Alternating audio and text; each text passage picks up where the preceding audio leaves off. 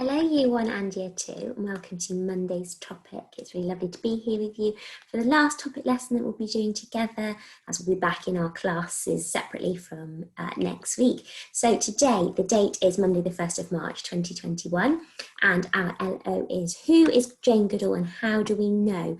So if you are Year 2, please could you pause the video now to write down the date and the LO.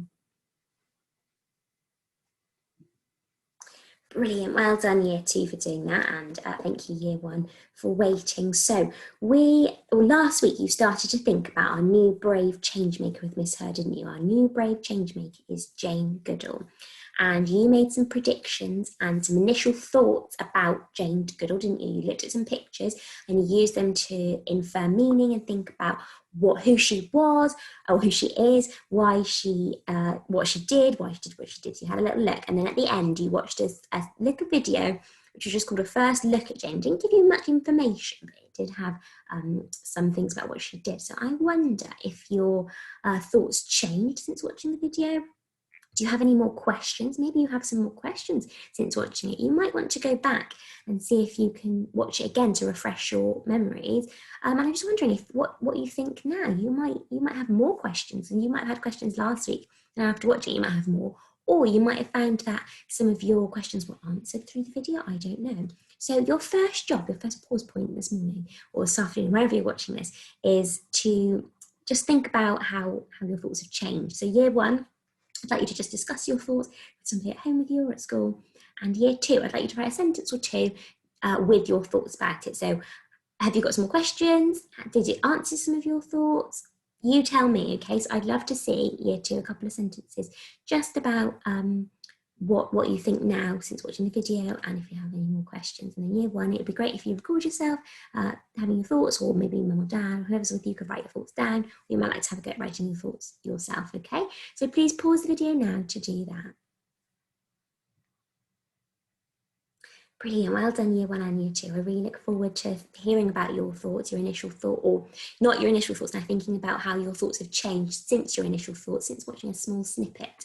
So today we're going to find out a little bit more information about our brave changemaker, Jane Goodall. And you know, our brave changemakers are always significant people, aren't they? And she's a significant person in history, although she's still alive now. She's still doing things not like Grace Darling, who was a long time ago. This is more recent, but she's a significant person, has done something significant, okay? So this book, I've got it here, so I'm going to stop sharing my screen with you. I'm going to read you this story. So it's written as a story, but it's about Jane Goodall's life, and then I will tell you what you're going to do for the rest of this session. So let me just stop sharing my screen.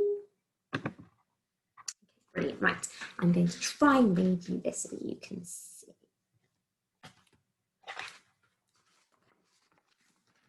When Jane was a little girl, her father gave her a stuffed chimpanzee called Jubilee. She carried him wherever she went.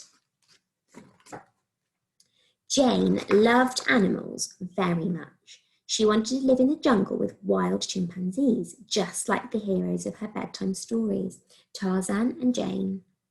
At night, her mother read her their adventures. But Jane could not afford to go to university to study animals, so she would have to study them in her own way.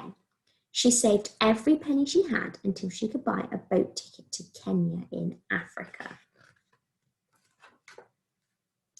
When she arrived, Jane met a well-known scientist called Louis Leakey. He was looking for a chimpanzee researcher willing to study them in the wild. He thought that they could learn about humans by studying apes. It was the opportunity Jane had been waiting for.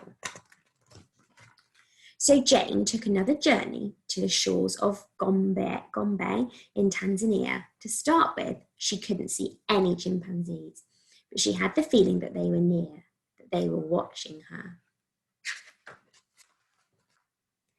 She decided to sit quietly in the same spot day after day. Finally, a small group of chimpanzees appeared and let her sit with them. Jane had been accepted into the family. Instead of numbering them, as all the other scientists did, Jane decided to give every chimpanzee a name. There was David Greybeard, Flo, Flint, Fifi and Gigi, just to name a few. By watching them carefully, she noticed that some chimps were kind, quiet and generous, whilst others were bullies. It seemed that humans and chimps were not so different after all. Then Jane made another incredible discovery. Chimpanzees could make their own tools. This was something only humans were thought to do. Jane's talent was quickly recognised by Cambridge University. Here she studied for her doctorate in animal behaviour, and it wasn't long before she wrote her first article for one of the most famous science magazines. Jane continued to study chimps in the Gombe for 40 years, but jungles were starting to disappear across Africa, which put all animals in danger.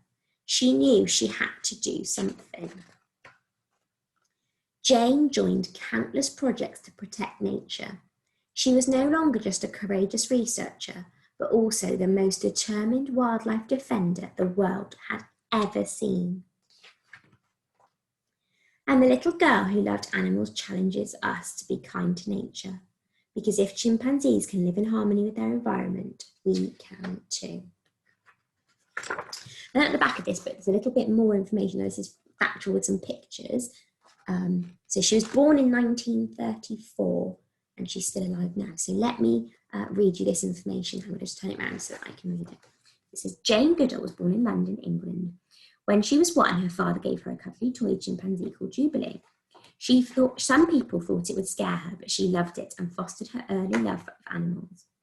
From a young age, Jane dreamt of living in Africa, where she could watch and write about animals. Jane's mother encouraged her dream and told her that she must never give up. But when Jane left school, she couldn't afford to go to university to follow her dream. So she worked hard enough to save money, and in 1957, she travelled to Kenya in Africa. There, she met with a very important scientist called Dr. Louis Leakey, who was so impressed with Jane that he hired her as his assistant. Jane travelled to the Gombe Stream Chimpanzee Reserve in Tanzania to study chimps in the wild. At first, it was hard to get close enough to study them, but Jane waited patiently every day, giving them their space. Soon, they accepted her. By watching them closely, Jane made many groundbreaking discoveries.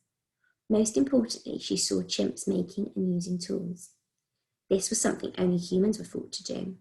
Jane showed that there isn't a sharp divide between humans and primates after all. Later, Jane studied for her doctorate and became a world-leading expert on chimpanzees. Now, Jane dedicates her life to conservation and education, spreading the message that we can all make a difference to the future of our planet. Okay, so there's some pictures. You can see the different, it's almost like, well, it is a timeline, isn't it? So we've got 1935 when she was a child, when she was 1 and she was given her chimpanzee, 1940, 1965 and 1995. Okay, so different times in her life. So coming back to our flip chart, let me share my screen again.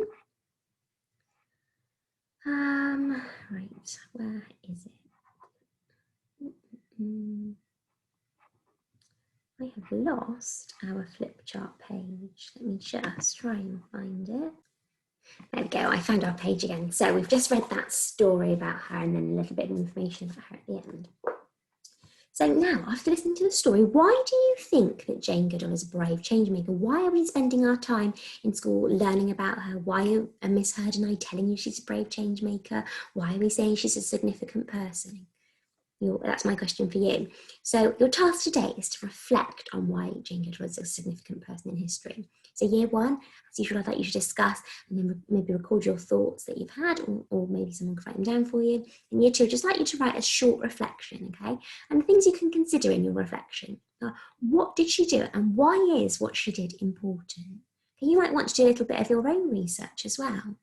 But I'd love to read year 2 and year 1, hear your reflections on why you think she's a brave change maker. She certainly did some amazing things. So I'd love to hear why you think we have chosen her, why you think what she did was important. Okay, so really look forward to reading the Misheard and I. And then for our next topic lesson, when we carry on with learning this, we'll be in our separate classrooms back in school, which is really exciting. So year 2, I've loved teaching you a couple of topic lessons. It's been really lovely.